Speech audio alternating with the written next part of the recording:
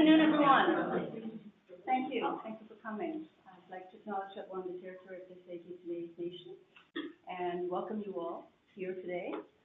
This is the second lecture in our Archives Connection series, and I'm really pleased that we're able to host this with the support of the Office of Research. These talks are organized around the theme of how archival records provide context and significance to historical issues, and also that they can have direct connection to issues of contemporary concern. So before I introduce today's speaker, just a few housekeeping notes. The duration of today's presentation is about 40 minutes, and then we'll have about 20 minutes for questions, and Dr. Jacqueline Holler has agreed to monitor the question period. And we are providing the presentation also via BlueJeans, so it's available remotely. And for those of you who are asking questions, you can do it on the chat line. And we just need you to ensure that your microphone is muted during the presentation. So I'd like to introduce today's speakers. Dr. Dominique Clement is an associate professor in the Department of Sociology at the University of Alberta. He's the author of the award-winning books Canada's Rights Revolution, Human Rights in Canada, and Equality Deferred, which is the focus of today's talk. Dr. Clement is the co-editor for Alberta's Human Rights Story and Debating Dissent, and has also written numerous articles on social movements, women's history, foreign policy, and labor history. Clement has been a visiting scholar in Australia and the United Kingdom, and his website, historyofrights.ca, serves as a teaching and research portal on human rights in Canada. So today's presentation is entitled Equality Deferred, Human Rights Law and Sex Discrimination in British Columbia. Join me in welcoming Dr. Clement.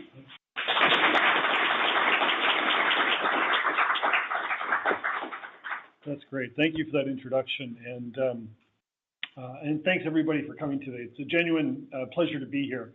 I come to Prince George every now and then to do research. It's my first time to share the findings of my research, so it's a great opportunity for me. And I'm also hoping today goes a little bit better than the talk I had a few days ago. Because I do a lot of research in small towns, every now and then I get invited to give a talk in a small town, which I don't mind doing. I actually think academics should speak and share with the community. We're, after all, public servants, right?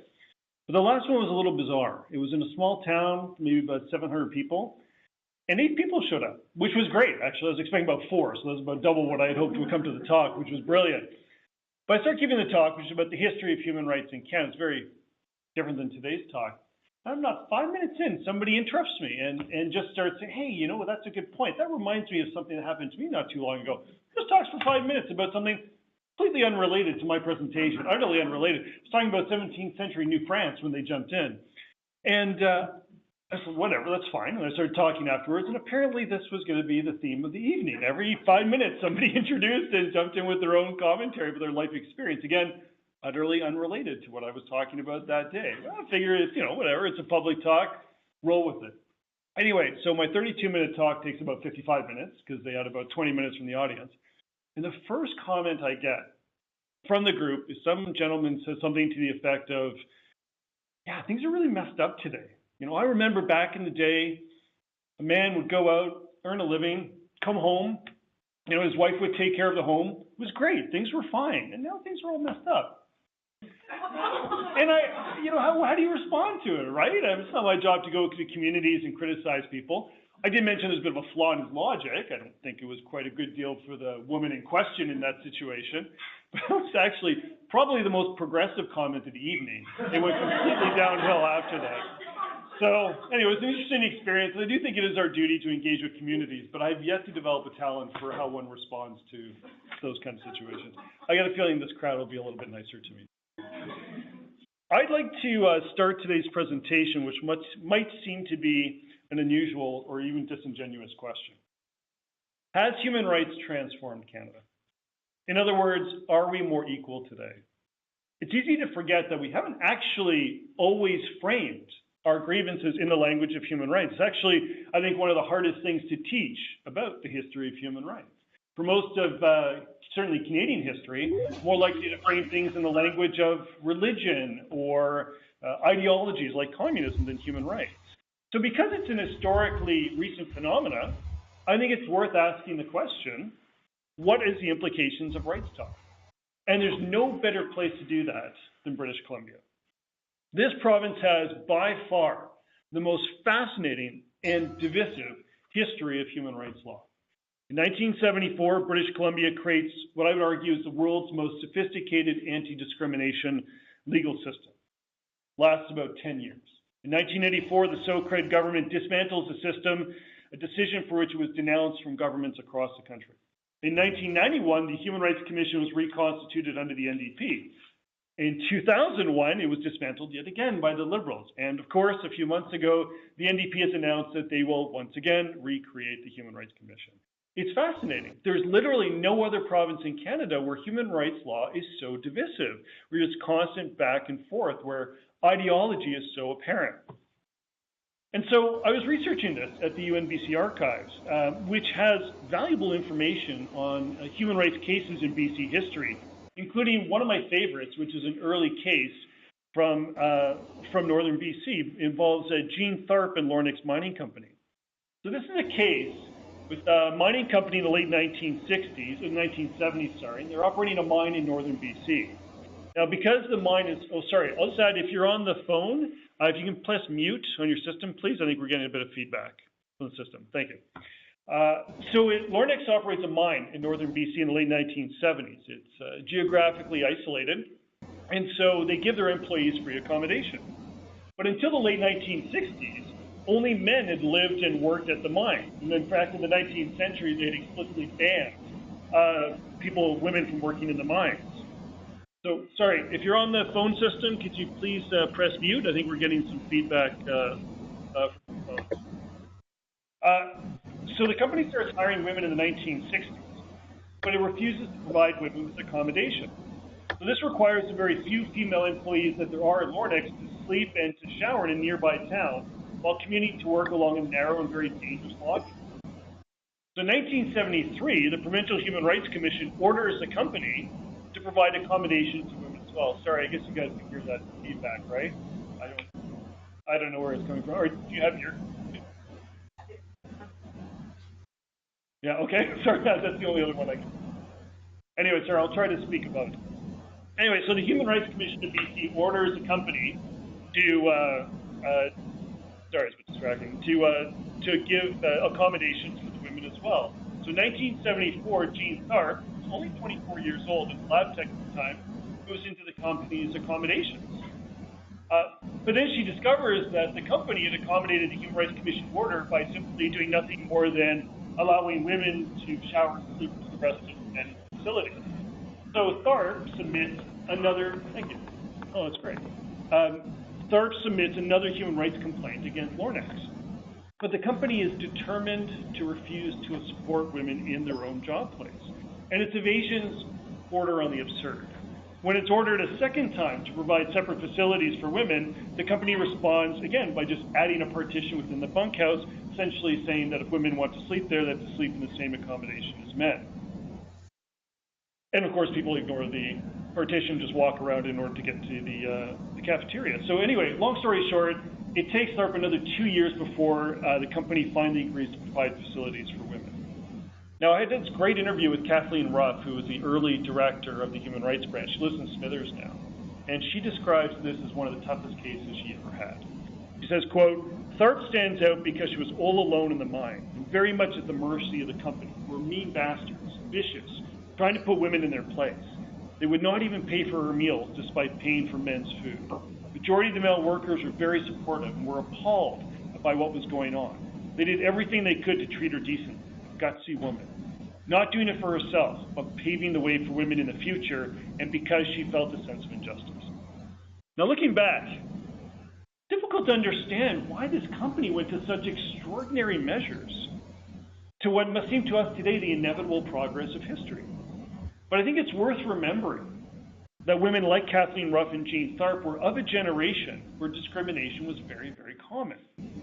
For most of Canadian history, the law has touched on almost every aspect of women's lives in ways that reinforce male privilege and patriarchal powers in the family. Birth, childhood, work, courtship, sexual relations, marriage, parenting, divorce, separation, even death. The law quite literally entrenched women's subordination from birth until death. Take, for example, BC's 1924 Act for the Protection of Women and Girls in Certain Cases. This law prohibited an employer from providing lodging or hiring a woman if the police deemed that it might, quote unquote, undermine the morals of such women and girls. Of course, that was never defined. Property and family law stated that children were the sole property of the father, and that the father determined his children's education and religion. He could disinherit his wife, could consent to have his 12-year-old daughter married without his wife's consent, and could even appoint a guardian in his will for children after his death, including unborn children, and so on. Now, these laws were eliminated by the time Jean Tharp and Kathleen Ruff were born in the 1940s. But the state continued to define women in rigid gender roles. Take, for example, a 1966 publication of the Federal Department of Citizenship and Immigration, which quite bizarrely explained that women were less engaged in political activity because of household duties, farm chores, and winter weather. Or one of my favorites, British Columbia's Barbers Act and Hairdressers Act, which prevented as late as 1984, prevented women from cutting the hair of a girl or boy under 7 years old. Bizarre, right? And that's not even the strangest ones I've come across. School boards are fascinating. School boards especially notorious for discriminatory practices. As late as 1975, female teachers had to provide copies of their marriage certificates, were encouraged to quit if they became pregnant, were sometimes denied full-time employment if their male spouse had a full-time job, and were often only assigned female students if they were counselors. One woman was told that she cannot be hired because her children were too young for her to be away from home. And one district required the following information from all its female teachers. I don't know if you can read it there. But it's amazingly invasive. A physical examination of somebody applying for a teaching job, asking frequency of menstruation, duration of menstrual period, dysmorphia, this is from a teaching application in BC in 1971. It's remarkable, even if you understand the context of the period. So this is the world that Jean Tharp and Kathleen Ruff were born into. Now, beginning in the 1950s, there are some legislative attempts across Canada to ban discrimination on the basis of race, religion, and ethnicity. But as was the case with British Columbia's own Fair Employment and Fair Accommodation Practices Act, these were all failures. They're almost never, ever used. Then in 1962, Ontario passes a comprehensive human rights code. And this is later adopted by other provinces, including British Columbia, with minor variations. It sets the tone for the rest of the country. But it would not be until 1969, in fact, British Columbia, and then later Newfoundland that same year, not until 1969 that a jurisdiction gets around to banning discrimination against women. And even then, the law is remarkably ineffectual. For example, in BC, the province assigns inexperienced and overworked industrial relations officers to investigate complaints, who often would discourage women from complaining. I have numerous interviews with women who went to the offices and were told, you know what, you just have to live with it, it's not an issue. Hearings in which Industrial Relations Board doubled as a Human Rights Commission, didn't even have a Human Rights Commission, it was just the Industrial Relations Board, were often unprofessional and intimidating. One of my first interviews was with a woman who had been the first equal pay case in British Columbia, and she explained to me how the company's lawyer essentially equated a woman asking for equal pay to a sex worker. She won her case, but she was fired 3 days later. So 3 years later, after this completely ineffectual law is passed in BC, in 1972, the NDP replaces this with the Human Rights Act with a comprehensive human rights code. And that's when Kathleen Ruff gets hired as director of the Human Rights Branch. Now, Kathleen Ruff, who's a fascinating figure, is a great person to talk to. At the time, she's a young, charismatic, energetic anti-war activist. She'd been involved in the women's movement for many years, first in the Voice of Women and then president as the Status of Women Action Group. And she serves as director of the Human Rights Branch from about 1974 to 1978. And then she becomes host of CBC Television's Ombudswoman, founding editor of Canadian Human Rights Reporter, and director of the federal government's Court Challenges program. So a really important figure, I think, in terms of human rights programs in Canada. And soon after she's hired, she appoints Sheila Day, as the province's first human rights investigator. Both women were outspoken human rights activists, and like Ruff, Day would work with the branch until 1978, after which Sheila Day has a very distinguished career promoting human rights across Canada, including as chair of the Saskatchewan Human Rights Commission. Now, Ruff and Day, when they get hired, face immense challenges. The editors of the Vancouver Sun, for example, hailed the 1969 Human Rights Act as a charter of women's rights.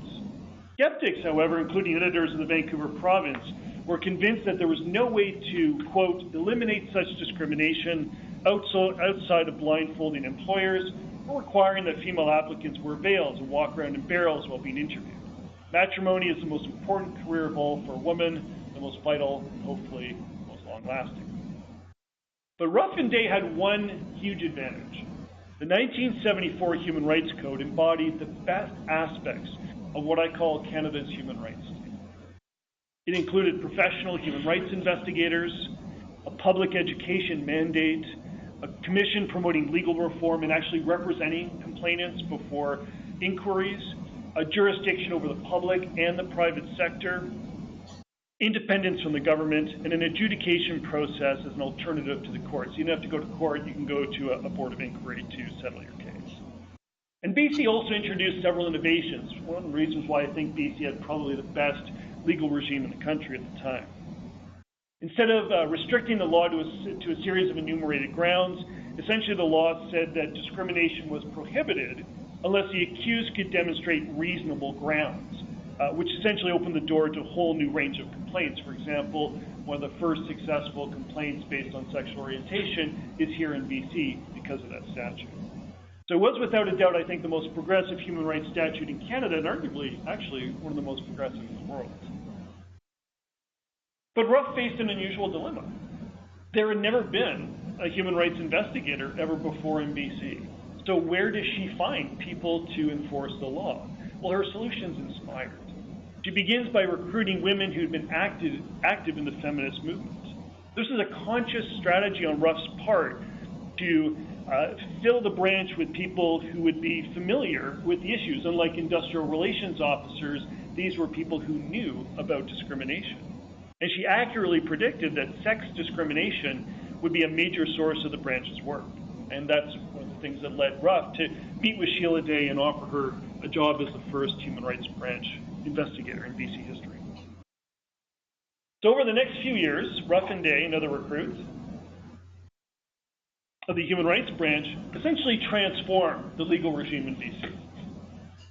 The number of inquiries increases from 660 in 1973 to 3,500 in 1976 and over 10,000 in 1982. This is an amazing expansion of the law. By 1978, the branch was investigating over 700 complaints in a single year. Whereas in Ontario, the per capita increase in cases from 1973 to 75 was 38%. The number of cases investigated per capita in BC rose 143%. I think largely in part to people like Kathleen Ruff and Sheila Day. The number of boards of inquiry in Canada across the country increased from 134 in 1974 and 1979 to 487 between 1980 and 1985. So remarkable increase. Funding for human rights programs increases steadily each year in every jurisdiction. British Columbia operated the largest number of offices outside its capital than any other province. Despite the fact that Ontario and Quebec were dramatically larger, BC is really at the forefront of trying to promote its human rights program across the province. And what I found especially fascinating is the fact that very quickly, human rights law in Canada becomes associated with discrimination against women. Sex discrimination, especially in the workplace, constituted the largest number of complaints received by human rights commissions in every jurisdiction across Canada well into the 1990s. Now today, most complaints are on the basis of disability, but sex discrimination is still in the top 2 or 3, even all these years later. We have boards of inquiry that set precedents on a host of issues. For example, in 1979, 2 inquiries in BC ruled that arbitrary height and weight requirements had the indirect effect of excluding women from employment. There were also inquiries that ruled that firing a woman for being pregnant was sex discrimination, as well as denying women sick leave benefits because of a pregnancy-related illness. Another inquiry awarded a woman damages in 1975 when a landlord refused to rent her a house because she was a single mother. In 1984, only a few months after a similar decision in Ontario, an inquiry in BC ruled that sex discrimination could also include sexual harassment. Between 1956 and 1984, the success rate for sex discrimination complaints that reached boards of inquiry in Canada was 66.4%, and 75% for cases involving pregnancy. And I think that's a really telling statistic. 3/4 of complaints were successful. So something was working extremely well. But those are just the stats. Those are just the numbers. And I think there's more to this story than simply talking about the numbers. And I want to use a great case, one that really struck me when I was reading it. In fact, I got it here at the UNBC archives. They have a copy of the case here. And this is a case involving Fred and Lorraine Ahrens. So, in the 1980s, Vancouver's Lone Star Hotel had a reputation for not serving Aboriginal people in the bar. Fred Ahrens and his sister Lorraine, along with their friend Veronica Butler, decided to test this ban on the 20th of July, 1982. First person to enter was a white reporter working for the province. His name was John Ferry. He walks in, he grabs a seat near the entrance, and he orders a beer. A few minutes later, he observes Fred, Lorraine, and Veronica entering through the front door. It's a quiet day in the middle of the afternoon. The bar is mostly empty. The doorman hurries across the room to stop them at the entrance. He insists that the bar is only for members. Lorraine spoke with the doorman briefly, but within a few minutes he told her bluntly, quote, "Are you going to go or do I have to throw you out?" Ferry calls out, waves them over to join him at his table, but Lorraine shakes her head and says they're not allowed to come in. Fred, Lorraine, and Veronica leave the bar. Ferry walks up to the bar, identifies himself as a reporter, and asks the doorman why he refused to allow 3 Aboriginal people to enter the bar. The doorman replied, quote, "That guy was so drunk he couldn't stand up," end quote. Ferry pointed out that it was absurd to believe that they were intoxicated. Unapologetic, the doorman retorted they didn't want drunken Indians. The Board of Inquiry is held 2 months later. In his closing testimony, Ferry stated that, quote, "The barman was perfectly friendly to me. It struck me how friendly he was to me and how discourteous he was to the Indians," end quote. When asked how she felt about the incident, Butler testified that it was a painful experience even though she knew it happened. "I knew that I was going to feel bad, but it never occurred to me that I would feel so terrible. And people got to watch us be treated that way. Like they didn't care I was a person. That just because I'm an Indian, it means it's okay. That they can throw me out of a bar." Now, forcing a recalcitrant hotel owner to serve Aboriginal people in the bar, hardly a groundbreaking achievement. Fred Ahrens, alongside his sister and his friend, essentially waged a minor campaign to liberate a remote part of their community from discrimination. And yet their actions had profound implications and offer some insight into the fundamental nature of the human rights state, which is really just growing at this time in Canada. They went to great lengths to organize a test case and to work within the boundaries of the law. Lorraine Ahrens stated at the hearing that they were indifferent to a financial reward. In addition to recruiting a journalist, they dedicated time and effort and suffered the humiliation of rejection to test the bar. Why did they go to such extreme lengths? Because, as Ahrens explained in the hearing, quote, "I didn't feel these people had any right refusing me entry in that place because I was a Native Indian." Ahrens was essentially asserting his human rights through the law. But what he sought was not material gain, but recognition of his dignity as a human being. In fact, almost no case I document in my book involved a person pursuing a human rights case for financial gain, or in many cases, even for their own benefit. Lorraine Warren had rented another house by the time her complaint had been processed. Jean Tharp, who I mentioned at the beginning of this talk, had already quit her job with Lornex. And Lorraine Ahrens and Fred and Veronica got absolutely no money from their complaint. Nobody was seeking gain for themselves, but they were looking for a broader victory for social justice. Where the symbolism of the case and the potential message it would represent to others That's what motivated Fred and Lorraine Ahrens to walk into a bar with their friend Victoria Butler, knowing that they would be thrown out. And it's stories like these, which really can never be documented in the statistics, that demonstrate, I think, the true potential of the human rights state. Now, in addition to creating one of the most expansive human rights legal systems in Canada, British Columbia was also unique among all other jurisdictions in one key matter: politics. In no other jurisdiction had human rights become such visceral political conflict. Between 1975 and 1984, the social credit government did almost everything in its power to restrict the operations of the Human Rights Branch and Commission. Ministers obfuscated or lied outright. They delayed appointments.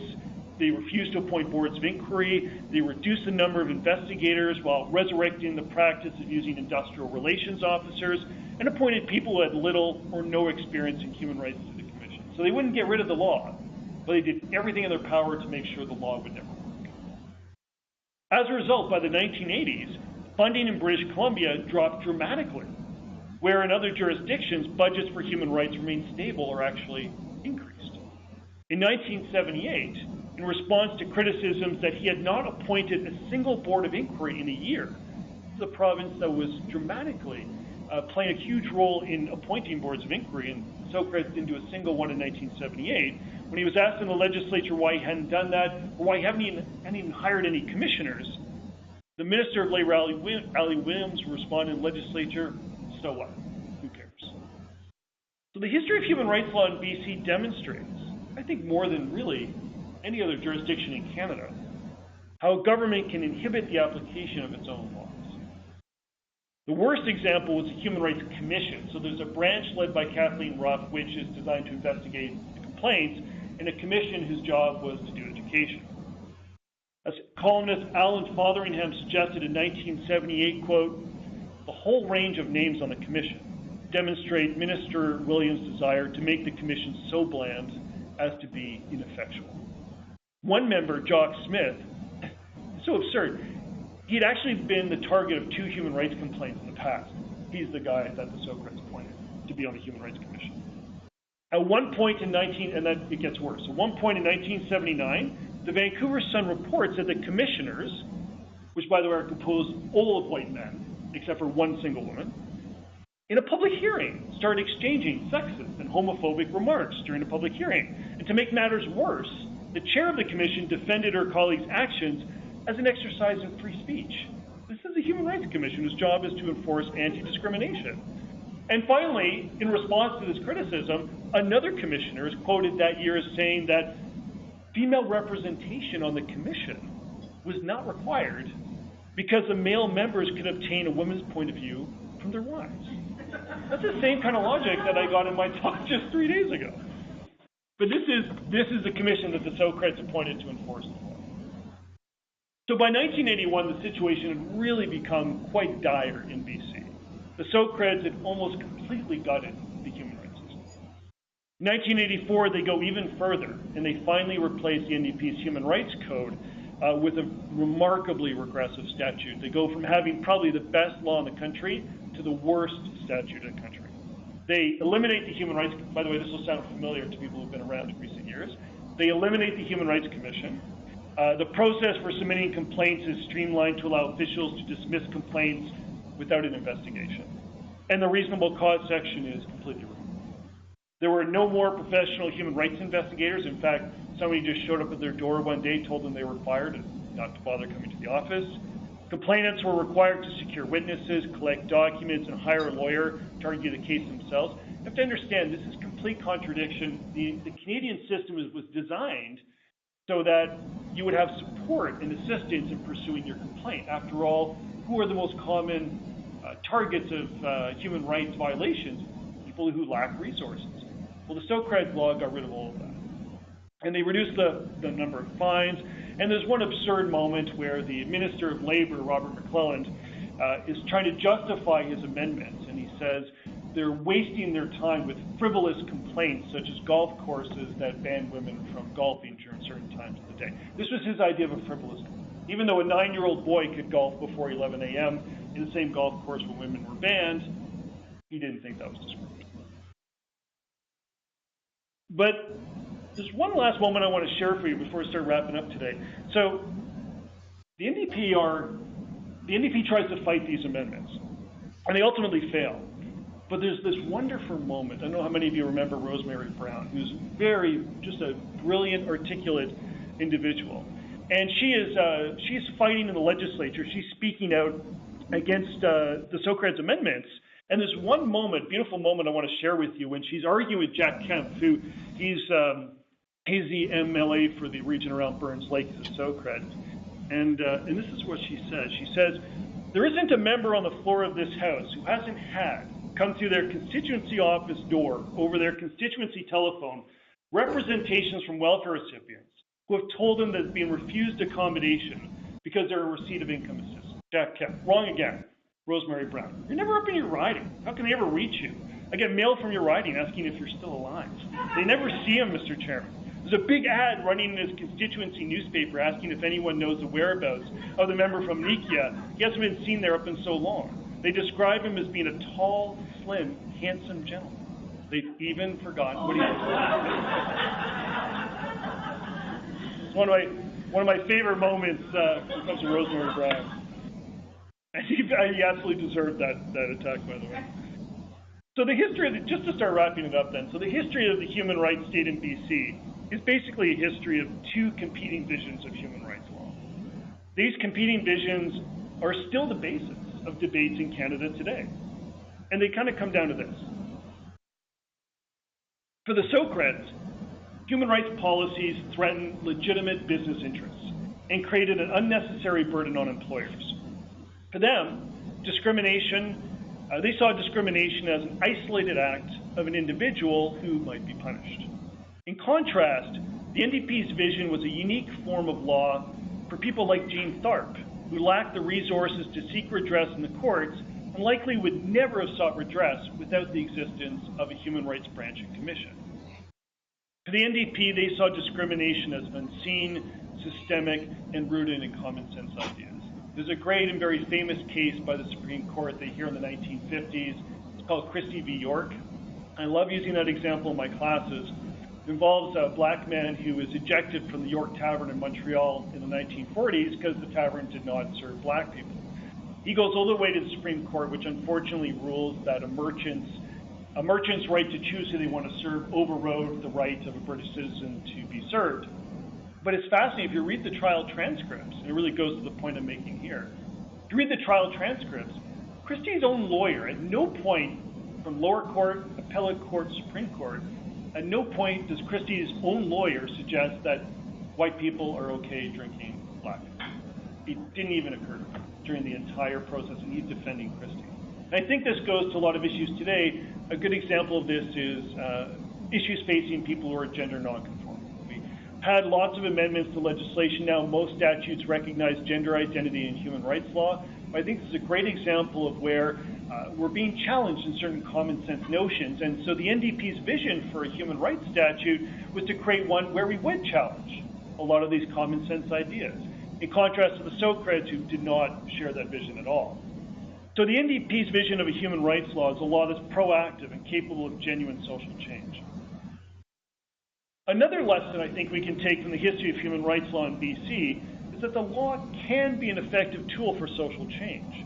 The human rights legal system was more accessible, produced innovations in law, produced thousands of informal settlements each year, promoted tolerance through education, had a direct impact on people's lives. In fact, Canada would eventually produce the most sophisticated human rights legal regime in the world. Opposition to human rights legislation, of course, has always existed, but even the social credit government never contemplated eliminating the statute altogether. Now, I've only really touched on a few themes of the topic. There's a lot more to be said. But an important theme that I want to mention briefly is extending the human rights state to the north. One of the great things about doing research at the Northern BC Archives is that they have a very rich collection on women in the north.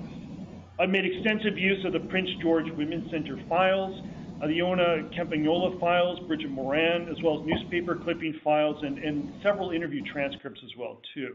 And they have quite a few of these boards of inquiry decisions from the 70s.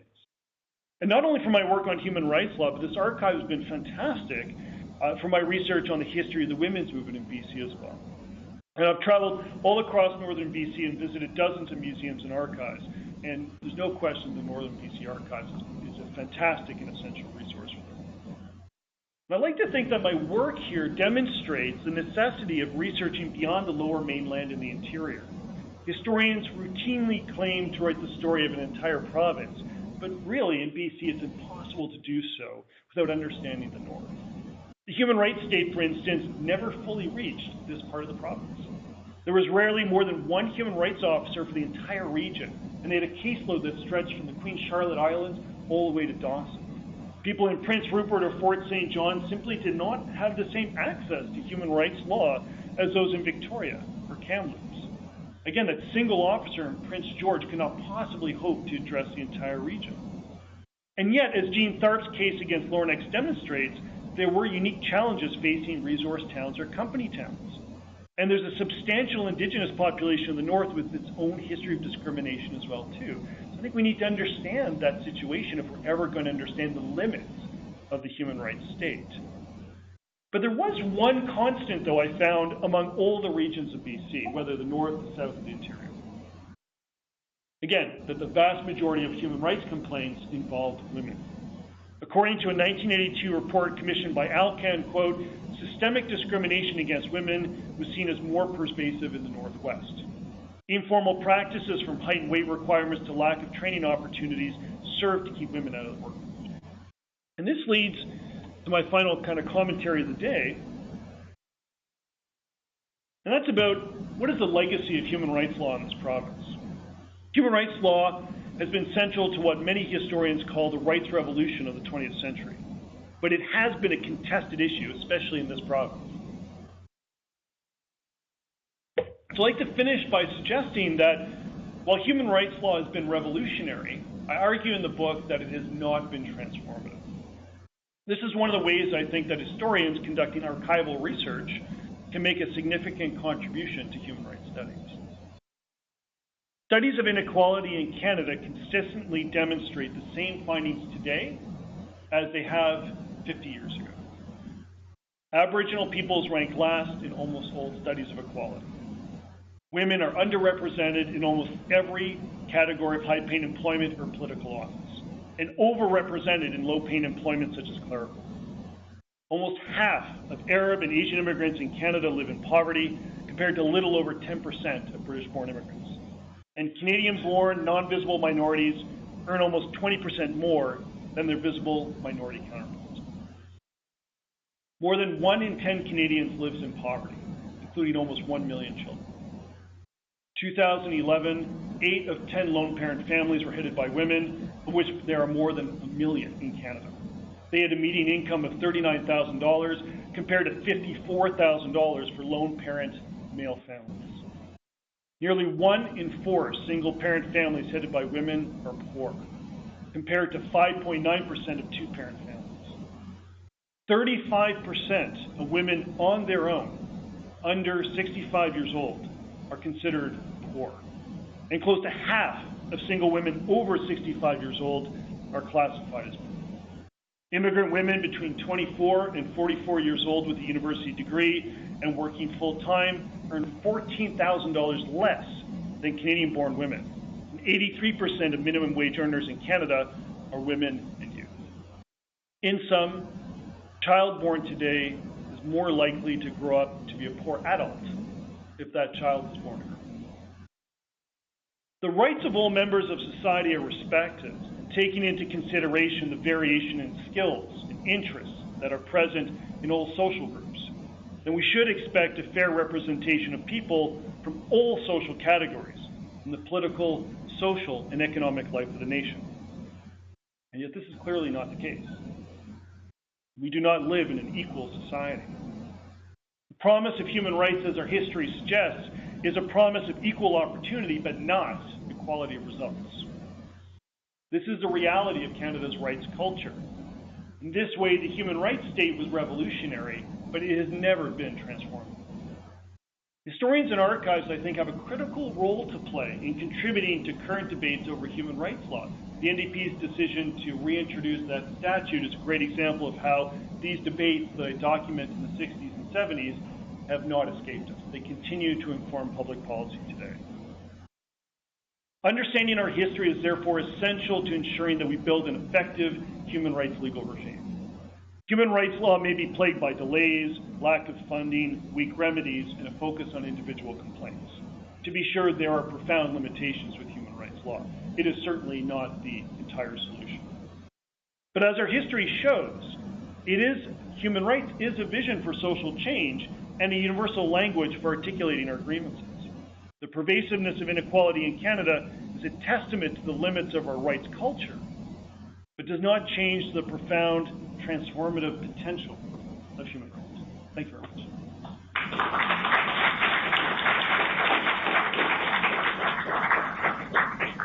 I think we have somebody moderating the discussion, so I'll let you take. I'd completely forgotten, of course, that I was going to. Sorry. That's why I sat there instead of in the front. But here I am now, ready to moderate. So it looks like we have about 20 minutes for questions. Is that right? So we have ample. Is there someone who's dying to get us started? So part of the issue is systemic in terms of courts are slow. You've also demonstrated the political will is variable. Sure. And we certainly live in a time that's demonstrating absolute clarity of how unstable these rights can be. Is there any cheery news on the It's funny how often I get asked that question. Actually, it's quite a routine question. So the historian in me is a skeptic because I see nothing but repetition, right? Especially the way human rights law gets used as an excuse by political leaders. The Charter is a great example, right? Instead of engaging with social issues of the day, often, especially federal political leaders, simply say, well, it's a Charter, it's a court issue, right? So we'll let them decide. In fact, there's an editorial in the Edmonton Journal just the other day about Bill 62 in Quebec that would ban women from wearing religious headgarb, and we all know that's clearly targeted a religious minority. And the person says, well, why aren't they telling us what the Charter is going to say on it? You know, like, why are they keeping their legal advice quiet? Let us know what the Charter, almost as if the Charter says it's okay, quote unquote, the court, then it's fine. So I get concerned. So that's a skeptic in me, this idea that these are social and political and profoundly moral issues. It's not for the courts to purely decide. So the historian in me is skeptical. And I also get bothered by, you know, when the Harper government closed all the Status of Women regional offices, they argued that, or the Globe and Mail and National Post and the major newspapers said, oh, well, it's not the 1970s anymore. Things have improved, so we don't need these things anymore. Which, yeah, okay, sure. But you're setting the bar pretty low if you're comparing 2017 to 1971. So it's kind of discouraging in that sense, but things have changed. And human rights has proven to be an effective discourse for mobilizing people around issues. The First Nations Child and Caring Society case was a kind of a success in a way, cases around special education. So I think there is hope for the future, but I would just finish off by mentioning how I end my most recent book, kind of say human rights is the beginning, but it's not. It's a great language for mobilizing people, but it's never going to address those systemic issues. So it's a beginning. Other questions? Okay, well, maybe I can quickly jump in before other hands go up. I'm very interested in the distinction you drew between the rights cases and then these often kind of uncommented on funding slides that we had up there. And I'm wondering if there's any potential to use rights language to address funding shortfalls. For example, the BC government's closure in 2003 of all the sexual assault centers in British Columbia, or defunding, which amounted to closure. I mean, to some degree, that could almost be reframed in rights language. Yeah. So just a comment on that. Oh, that's a great, it's actually, I've written an entire book on that very question. It's coming out next year on what I call rights inflation. This is a tough one because on the one hand, yeah, you could reframe it that way, and sometimes it works extremely well. For example, like I mentioned, the First Nations Child and Caring Society case convinced the Canadian Human Rights Commission that underfunding educational health resources for Indigenous children on reserves violated the Human Rights Act because it was a form of discrimination. And there's no question the federal government absolutely underfunds Indigenous health and education. But the Human Rights Commission can only shame the government. They can't actually force them to spend a certain amount of money.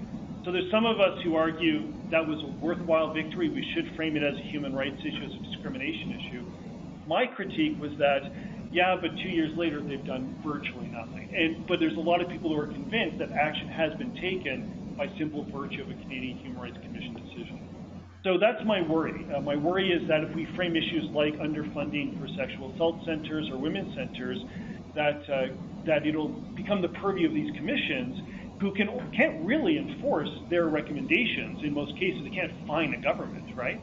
And so it becomes a symbolic victory at best, and I worry a lot of action. So yes, it can be very effective framing it as a human rights issue, but I worry that it becomes a bit of an illusion. I should say, too, I'd welcome comments from the audience who disagree with me on this. This is something that the book is literally a debate over whether or not we should frame women's issues as human rights issues.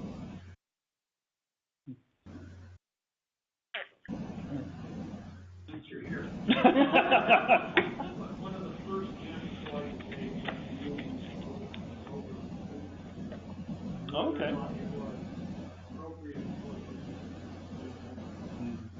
And one campus there, Mormon Center, just captured part of my state part of Poland. And so, like, right at the very moment of the formation of this place, we were engaged in that discussion and handled it with very decent success. But right from the outset, the university was part of the new discussion in Northern British Columbia. But what was the rationale behind a safe space for women only, with the men immediately carping, well, we should have a men's campus center as well, which of course the IDP is. Yeah. But I mean, right from the outset, it sparked a new discussion into what's happening in this community, which really plugs into what we're saying. Northern BC has been part of this discussion. Interesting. I didn't know that background on it. I wonder if I can take your question, offer a brief comment. I know there's people in the room who are more experts than I on this issue, and I'd actually be curious to hear how you teach it. Sometimes I frame those debates by talking to my students about this term you hear a lot, reverse discrimination, right? The so-called men's rights movement is using this all the time. I wonder if, I don't know if the campus here has seen it a lot. In Alberta, in Edmonton, we've seen it quite a bit. They put up posters, use social media. And it's always this claim that it's a form of reverse discrimination, which I've always thought is a disingenuous concept. The nature of discrimination is such that it has to be an identifiable group. It has to be a group that has a history of marginalization and has to incur some kind of denial of opportunity. So if you are, for example, you have an equal opportunity policy, which I assume UNBC does have, that says that if you have equal candidates, you have to take into consideration the need for representation for minority groups and for women.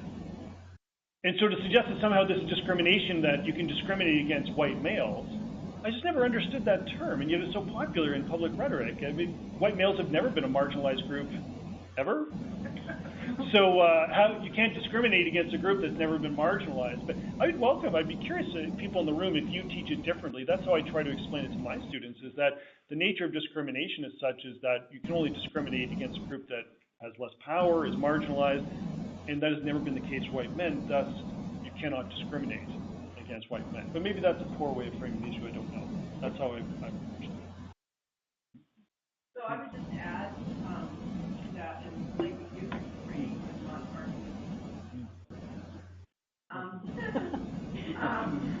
But although this was happening at university and I wasn't here myself, there was discussion going on off the campus, and that was back to Take Back the Night, which in this community has always been a women and children only march. And yes, that debate goes on and has in many cases about whether that in itself should men be excluded from walking the street at night as we are trying to back the night. So although it may have not already been happening on the campus, that discussion in relation to Take Back the Night was going on in the community, and it actually continues today, although we still have a women and children only march. But that discussion hurdles up periodically. And the logic for it, though, has another component that I think makes it a little bit more complex, which is the question of the emancipation of women as men being a part of standing up, being feminist, being, taking that on. So therefore, if I want to take it on as a man, should I not be part of that march? So anyway, I'm just throwing that out as an issue. And Teresa, I've been kicking around a long time. When I was first asked, every time argument about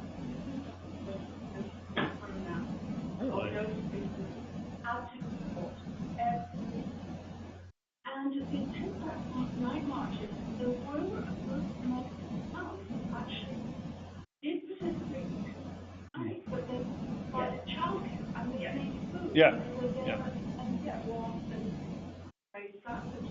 So we had some pockets that were really helpful, and then the other pockets that were so discouraging. So we had both. The commemoration always the president and always attended both. So we've had some elements of support, and then the dark side. Well, it's interesting. That's what we do in Edmonton. In Edmonton, the men attend the main rally, and we provide childcare and we provide food, and we sit around and talk in a seminar group while the march actually happens. It always seemed like a nice balance to me that it encouraged men to be involved, but the rally or the march had to be women and children. Unfortunately, our Take Back the Night hasn't happened for about 2 years because there was concern that it was being run by women with privilege, that there were no minorities involved in it. And I understand that critique and I respect it, but I was a bit discouraged that the effect of it is we have no march at all. So that's been too bad. No, and it's we ended up hearing different ones and Okay. and they do exactly that. That's great. But yeah. One of the things I think back now is very strong position on Okay. particularly around the highway incident. There is one doctor and Okay. So we've had that discussion. And many other anyway, getting away. No, actually, I think those are great comments. It really goes to, see, there's no talk of human rights there, right? And the other evening when a group of us were talking about all these issues in the community, I noticed that most of us use the term social justice. Yeah. We didn't actually use the term human rights. And in fact, the subject of my next book is exactly this idea that we want to address systemic inequality like issues around gender inequality. I think we should talk more about social justice and less about human rights, which I worry is more of a legal solution to social problems. I'm just wondering what your feedback has been as a person doing this research to present as, white male gender, and then doing all of this work around women's rights and human rights on social justice. I'm always in awe that people are so welcoming to me. I just did a series of interviews in a few towns outside of Prince George, and people are always welcome. They're always happy to speak to me. They share their experiences, and when you do this kind of research, you invariably touch on some deeply personal and private issues, right? I mean, issues around abuse and abandonment, and the fact that people are willing to talk to me about it is remarkable to me, and I think that reflects their passion for it. I've met some people who've been running, for example, the Safe Homes programs around the province, and they've always been very forthcoming. So it's funny, you would think when I initially started the project, I worried that getting interviews would be an obstacle for just the reasons you mentioned. They never happen. It's actually always been open to me in that regard. I try to acknowledge my privilege when I give my talks as well too, and it's a big source of discussion when I have my conversations with my students on the issue. And one last thing maybe I'll mention is, despite all that, that's a positive side. I actually still struggle with it though. I've had a couple of times where colleagues have criticized me for asserting my privilege. For example, sometimes I get enthusiastic and I might interrupt or engage in a conversation. And so I think I'm still working it through to try to acknowledge that. what I love on our campus is there's been, every year we do a Check Your Privilege campaign, and I think that's helping with the discourse around campus. So, and maybe also mention too that there are some issues that, of course, because of my position, my privilege, I'll never be able to, and I'll never be able to understand. But it's never been a barrier to me. Looking at the slide about poverty, and I just can't help but bring up one social justice issue that is facing us now, and that is the women who are working in our cafeterias, who are receiving seriously low wage, poor working, and who have a rally happening for our support on Wednesday. So I could just mention that sitting in our midst, women who worked here for 16 years, making $15 an hour and being offered. Where's the rally? Here, just out, yeah. Excellent. On Wednesday, 1:30. Fantastic, thank you. You know, it might be worth just quickly mentioning to you, actually, I'm saying, as you mentioned that comment, it makes me think about something else to respond to yours, is something I've also struggled with in speaking to this. And again, I'd welcome comments from the audience, for those of you who have experience teaching it, is I think these stats are powerful, and I think it's important to share them, because most of my students aren't aware of them, and public presentations are aware too. But I'm very conscious of the danger, especially coming from somebody like me, that portrays women as victims of the system rather than proactive. And I teach social movement, so the nice thing is when I teach in class, I teach about the success of the women's movement. But something I'm still also not very good at doing, I'm struggling with, is how do I present this data, which I think is critical for people to know, but do it in a way that ends with a tone of strength and moving forward and achievement. And I'm not sure I fully actually figured out a successful way of doing that. My worry is presenting a sense of victimization, which is really not my goal here at all. Okay, great. Okay. I think using the word provider. Thank you, you're right. Absolutely. I think it's also about acknowledging criticism. That's what it's over. And, you know, knowing stories like TikTok, that starts to break open the fact that it's not always brought back.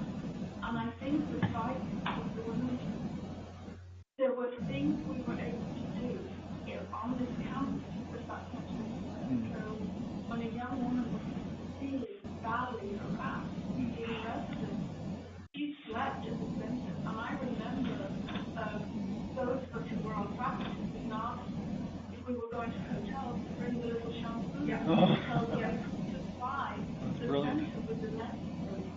Any young woman who needed a face-to-face and it's right by the community.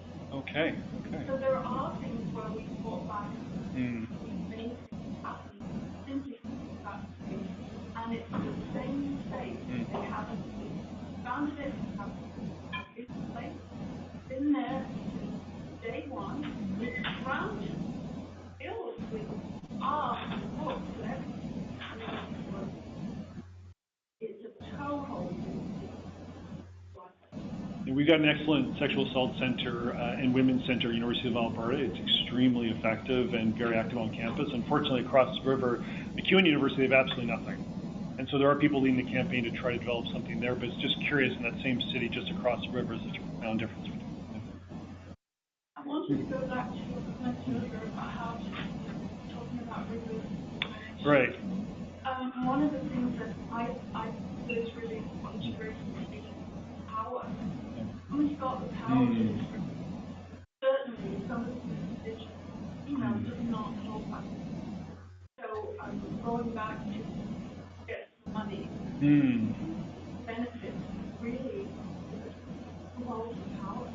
That really represents discrimination. That's a great point. Power to discriminate. Power to put something negative into your life. Absolutely.